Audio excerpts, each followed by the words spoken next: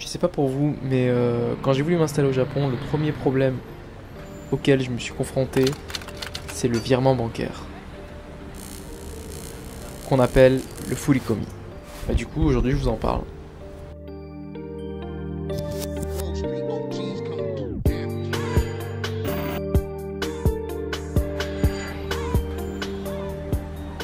Bon, déjà pour commencer, vous n'avez pas forcément de liquide sur votre compte bancaire.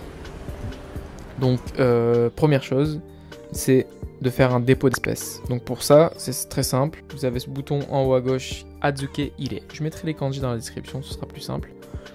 Ensuite, vous introduisez vos billets et vous aurez un message qui vous indiquera que l'opération s'est bien déroulée.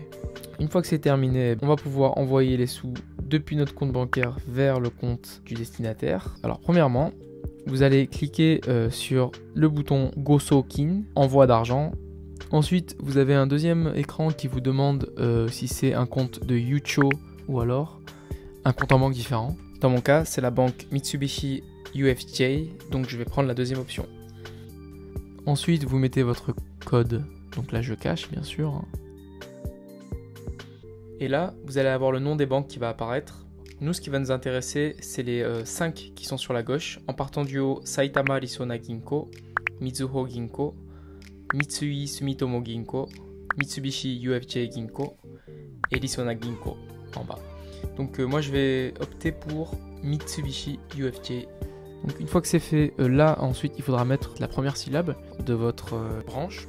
Donc il va falloir savoir la lecture, et une fois que vous savez la lecture, il vous suffit simplement de mettre la première syllabe. Donc moi c'était Tsukishima, donc j'ai cliqué sur Tsu. Donc là moi c'est Tsukishima, donc je clique dessus, hop. Ensuite, bon en général c'est Futsu, Futsu c'est-à-dire c'est le compte en banque classique, on va dire.